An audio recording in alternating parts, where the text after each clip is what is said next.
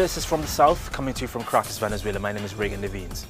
1 week after he flew a helicopter and attacked the country's Interior Ministry and Supreme Court, Oscar Perez has appeared in an internet video. In it, the rogue former policeman and actor vowed to launch another attack against the government. There had been no injuries in last week's attack, which Perez says was deliberate because, quote, "it was planned because we are not murderers like you, Mr. Nicolas Maduro," end quote. Local police are still searching for him. 2 new apps in Brazil are said to be able to track in real time how many gun battles there are and where they occur based on eyewitnesses, media and police accounts. One is called the Fogo Cruzado or Crossfire application and alerts citizens of the whereabouts of gunfire so that they can be avoided. A second application is called Onde Tem Tiroteo or Where's the Shooting and has similar properties. Gun violence is on the rise in Rio de Janeiro, with the sound of firefights echoing daily across Brazil's seaside city as drug gangs battle each other and police officers patrol slums. To Mexico now, where revolutionary artist José Luis CUEVAS has passed away. He was a leader of the so-called breakaway generation. CUEVAS had rebelled against muralists that came to prominence after the Mexican Revolution, like Diego Rivera, who in their work stressed Mexico's workers, indigenous people and farmers.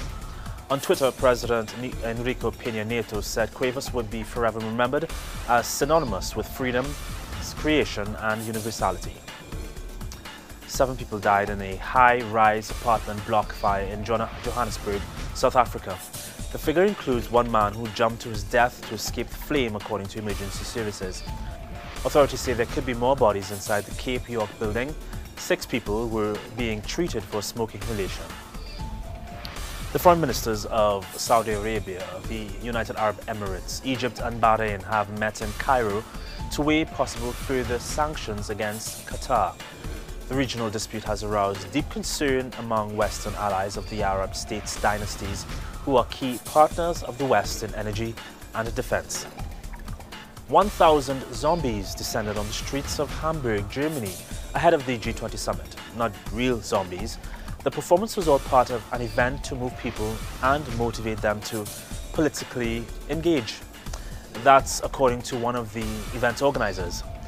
For some, the silent zombie walk was a welcomed alternative to the violence-prone protests that traditionally accompany G20 meetings.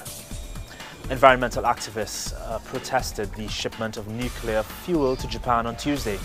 The demonstrators say the material could harm the environment in the event of a possible shipwreck, or could even be hijacked and used for military purposes. And finally, using 3D imaging technology and forensics archaeology, Peruvian scientists have created a replica of the Lady of Cao, a priestess who died 1,700 years ago. Her body had been elaborately tattooed and buried with weapons, crowns and gold-plated copper after she ruled over a desert valley in ancient Peru. The Lady of Cao shattered the belief that the ancient Moche people who occupied the Chicama Valley was patriarchal. Peru's culture minister Salvador del Solar said the aim is to bring the world closer to one of the country's best archaeological finds and to remind Peruvians of their rich cultural heritage. There is more on these and other stories on our website, telesurtv.net/English. For TeleSUR English, I'm Reagan Levines.